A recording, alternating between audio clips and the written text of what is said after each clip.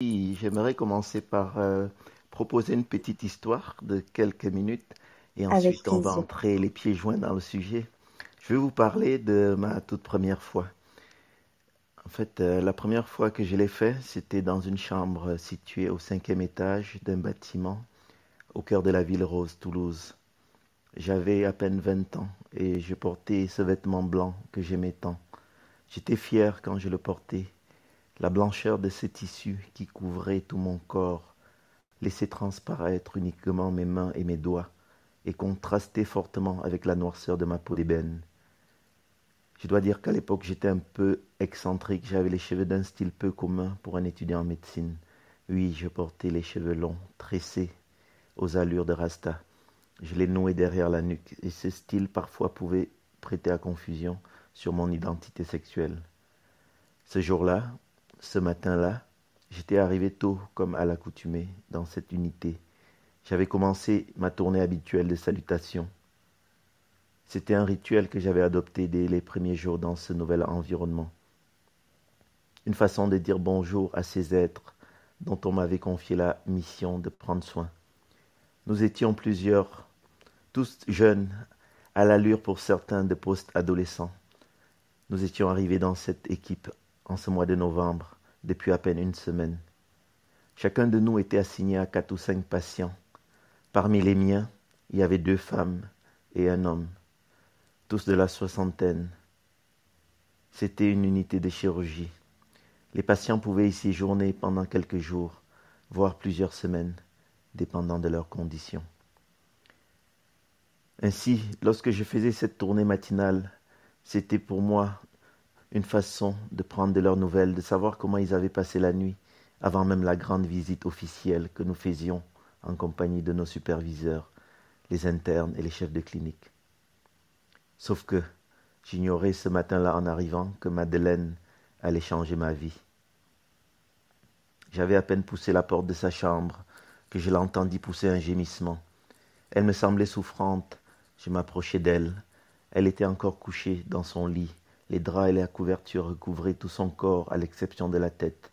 Les volets étaient tirés et on apercevait à peine une lueur fine pénétrer dans la pièce. C'était l'automne dans cette ville que j'aimais tant. Toulouse, la ville rose. Madeleine, c'était une dame d'une grande beauté, du haut de la soixantaine, les cheveux toujours bien soignés. Elle était très élégante, et cela faisait 3 jours qu'elle avait été hospitalisée, et 2 jours que sa chirurgie avait eu lieu. On lui avait fait une chirurgie sur une valve cardiaque, et l'opération s'était bien déroulée.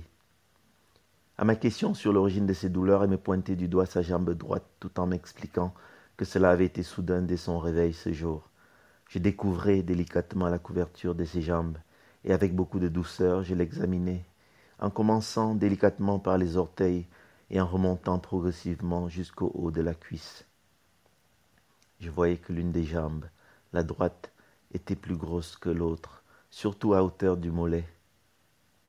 Et bien que la lumière dans la pièce était assez faible, je pouvais distinguer que la couleur du membre droit était d'une coloration très vive, beaucoup plus vive que l'autre.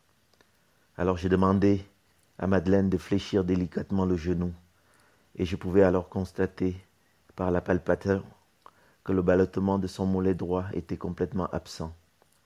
Au toucher, je sentais une induration de ce mollet qui lui déclenchait une vive douleur. Pendant que je l'examinais avec beaucoup de minutie, je ressentais cette excitation si spéciale que seuls ceux de notre métier peuvent en connaître la signification. Malgré tout, je m'efforçais de ne pas laisser transparaître ce sentiment. La raison de cette excitation était simple. Je m'apprêtais à poser un diagnostic. Le diagnostic que j'avais évoqué devant elle, Madeleine, ce matin-là, cette année-là, dans cet hôpital, pour la première fois de ma vie, c'était celui d'une thrombose veineuse profonde du membre inférieur droit. En d'autres mots, il s'agissait d'un caillot dans les veines de sa jambe droite. Oui, l'échographie plus tard, dans la matinée, allait confirmer ce diagnostic. J'avais éprouvé de la fierté ce jour-là de l'avoir fait pour la première fois, d'avoir posé un diagnostic. C'était ma première fois. C'était la première fois que je posais un diagnostic médical. J'avais 20 ans. J'étais externe. J'étais médecin. Docteur Pré, je m'arrête ici. Waouh! Alors ça, c'est une très très belle entrée en matière. Bravo! Brice, toi l'expert. Magnifique, très bien amené, tout y était, tout y était. Il y a une émotion principale qui doit toujours être dans une histoire lorsqu'on la raconte, c'est la curiosité. On peut ne pas avoir de l'empathie, tout ce qu'on veut, mais la curiosité est l'émotion indispensable dans toute histoire qui est racontée. Et là, tu as su, à travers le mystère, nous susciter de la curiosité. Bravo, good job. Merci beaucoup. Et ce qui est fascinant, c'est que la sémiologie médicale, on va en parler, repose sur plusieurs éléments. Il y a l'inspection, la palpation, l'auscultation, et tous ces éléments sont fondamentaux. Merci. Merci, docteur Pré. Tu viens presque de répondre à la question. La médecine est bien un art, voire même de la poésie. Donc, merci beaucoup pour ce beau moment.